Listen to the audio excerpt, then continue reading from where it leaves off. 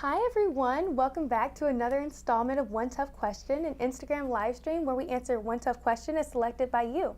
My name is Taylor Brooks and I am a senior in LSA, and today I'll be talking to Assistant Dean Paula Wishart, about one tough question about getting ready for college. So make sure that you like and share our video, the at name is at LSA, so that everyone on the campus can get in on the info as well. And also, don't forget to share your questions in the comment section, and we'll try to get to as many of them as we can. But for now, let's dive right in. So Paula, if you're ready, we have our one tough question. I'm ready. Okay, so the one tough question is, what would you say to a student who has no clue what they want to do after college? Yeah, that's a good question. And there's three things that kind of come to mind for me. The first thing is you're not alone. You wouldn't go through your academic process alone without engaging with faculty and academic advisors, and you really are not alone in this process either of thinking what the next steps are. In fact, that's why the hub exists, is to help you think through that process. And not knowing what you want to do is a great place to start. We can help you think through that through coaching, sitting down and really helping you consider what might be the next step, what might be the step in sort of getting some idea of what you want to do, what might be the step in exploring and seeing what's out there. We have alumni who are interested in connecting on that too and help you see what they're doing, or talk to employers who have different industries that they're in. If you don't know what you want to do, you're not alone, and you shouldn't try to go that process alone. We can help you shape it and structure it in a way that works for you. And the other thing that sort of ties to that, I would come in early and often. So a lot of times students come in to Michigan with that question, like, I don't know what I want to do at all. And so I'm not going to go to the hub till I know what I want to do. And really, early on, we can help you in that exploratory phase. It's an important part of being an LSA student to explore. We want to help put some structure on that exploration for you. And the earlier you start, the more we'll be able to help you do that, to take the first step, the next step, and the step after that. And there are a lot of resources that are available to you in that process to help you do that. And the third thing I would say is don't let anything get in your way. So there are a lot of resources, and there's some real structural barriers sometimes to getting what you want and exploring what you want. We have an LSA internship fund, scholarship that was available, that we awarded to 400 students last year. We gave out over $1 million so that students could do what they wanted and explore what they wanted and weren't restricted by funding. We also have experiential exploratory opportunities that are funded. So if there's some real structural barriers to you doing what you want, there's funding there too, as well. We also have connections to alumni. So if one of the things in your way you're thinking, I don't know anyone, or I don't think I know anyone that does what I think I'm interested in, we can help you find someone that you want to connect with, that can help show you a path, that can help you understand what your interests might be in that arena, and what's so powerful about the LSA degree in that work. And the other thing I would think about in terms of barriers is you thinking that you don't bring anything to the table. And sometimes we'll meet with students and say, I don't come in with anything to offer. And I've never met a Michigan student who entered without something to bring to the table, got this far. And so we can help put a structure around that for you and make sense of it. So you're not alone. You know, there are people who can help structure that at the hub. You really should start early and often. And even if you're a senior, early and often can mean something different, but we can help you move through that process more quickly. And there are resources to help you achieve your goals. Wow, thank you. That's Sure. so good to know. So guys, that was our one tough question and our answer. So if you have any other questions, we'll be taking those right now. And as we wait to hear about those, there's actually one right now. So what should I do if I'm not being recruited?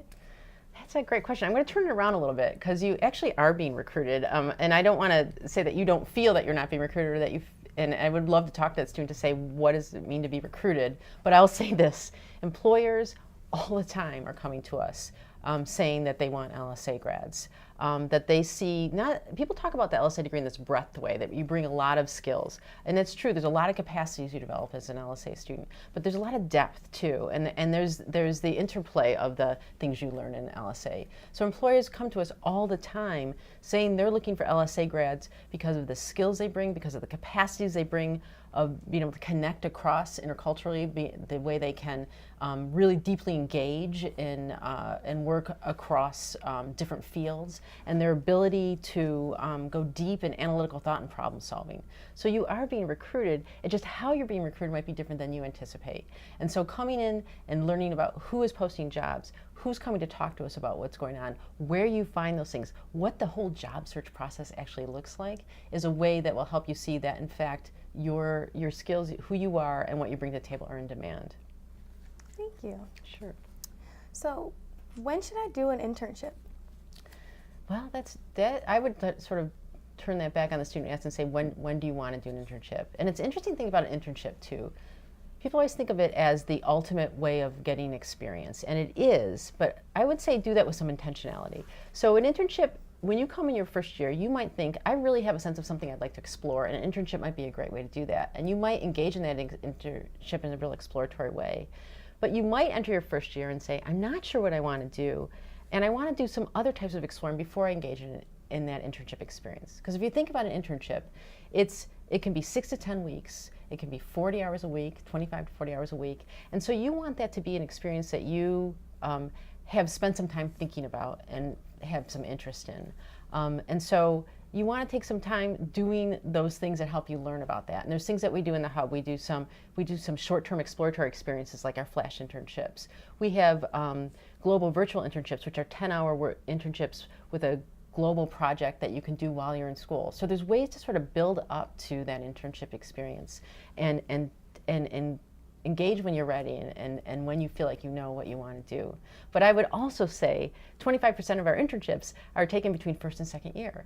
And one of the reasons I say that is don't wait if you think you're ready. And if you don't know, I'm not sure if I'm ready, come in and we can talk to you and think through what is it you're interested in, what might be available to you, and how you might choose an internship that fits sort of where you are in your professional development. Thank you. We have another question. Cool. So our last question, how is the job market for liberal arts graduates? Gosh, that reminds me of my being recruited question.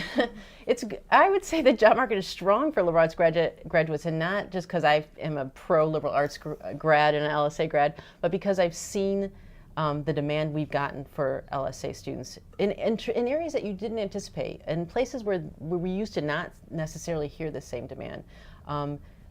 The liberal arts degree really is preparing people for what the current workplace is like, because it changes frequently, and it also, the nature of the skills that you have will need to be developing over time. And the liberal arts degree really prepares you for that in a unique way. And so when you ask how the job market is, I really see employers starting to recognize that, and really recognize that what they experience when they hire a liberal arts grad is a person who knows how to navigate that changing terrain of the job arena. And so it's strong. It's strong not just because of the capacities a liberal arts grad brings to it, because employers are now seeing that and seeking us out. And the other thing I would say is that the Hub, now that the Hub exists, there's a sense of where to land if you want to recruit in particular liberal arts grads. So we're able to connect with a lot of the employers who are interested in liberal arts grads as well. Oh, that's so reassuring. Yeah, I hope so. Well, thank you, Paula, so much for talking with us today, and thank you everyone for tuning in. If we didn't get to your question today, we'll do our best to respond in the comments or via DM. We've posted an infographic as well, so if you can go like, share, and comment on that, we'd appreciate it. Enjoy the rest of your day.